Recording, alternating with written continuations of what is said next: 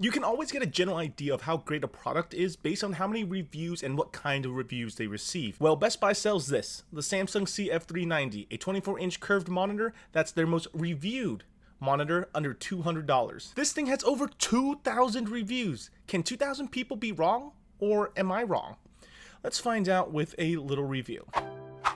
Let's start off by talking about the physical aspects of this monitor. There are plenty of budget-friendly monitors within the $100 and $200 price range. This one stood out to me simply because of its curve. It has an 1800R curve, meaning it's pretty tight, a little less curvy than a Cheeto Puff, but still curvy. The base is a glossy black plastic, the bezel is also black plastic, but the back is this matte straight line textured plastic that makes a lot of noise as you move your nails up and down the monitor.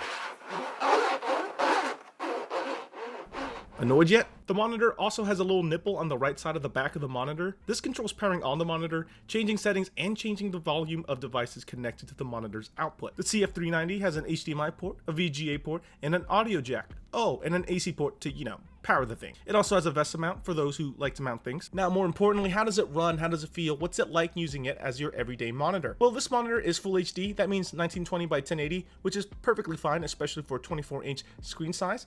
The images look nice and sharp, and the colors are good enough. It has an okay 4 milliseconds response time, which makes it a decent budget gaming option. The packaging states that this monitor only runs at 60 Hz. However, I managed to overclock it up to 73 Hz. So if you're a budget gamer looking for decent frame rates, this one might be a little bit better than some other choices in the price range. The curve really helps with immersion for situations like watching YouTube videos or playing video games, because the curve really helps you see more in your peripheral field of view. I'm not joking, the curve does add a benefit, but you have to see it to believe it. All that doesn't mean that there's not negative things to say about this monitor. For one, backlight bleed. This monitor is terrible in the dark because it bleeds more than your favorite character that died in Game of Thrones. This is probably because it's a VA panel and it's curved, providing you the perfect angle to view the light bleeding and preventing you from enjoying your movies as colorfully as you would have otherwise. This monitor does have FreeSync support. However, if you're using a newer NVIDIA graphics card, you can't use the FreeSync feature because it requires a display port. This monitor doesn't have a display port.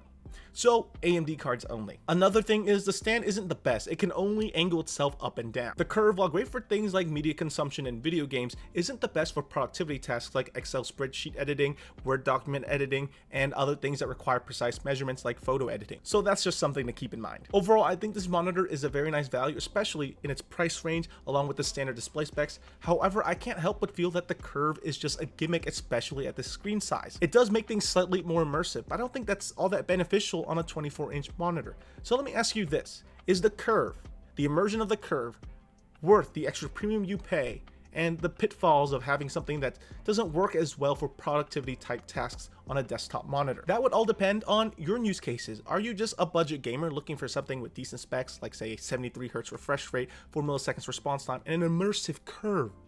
Then sure, go for it. If you're using this monitor for media consumption and you're on a budget, sure, go for it. If you're buying this for productivity type tasks, I don't think this is the right choice for that.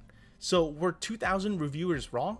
No, but 2,000 reviewers had a specific use case in mind and it filled their needs perfectly. For other people, it might not. Anyway guys, what do you think? Would you buy this curved monitor? Is there curved monitors that you prefer over this one, or do you just prefer flat monitors overall? What are the pros and cons of each? Leave all that stuff down in the comment section below. If you enjoyed this video, give it a thumbs up, and well, don't forget to subscribe. I'll see you guys next time.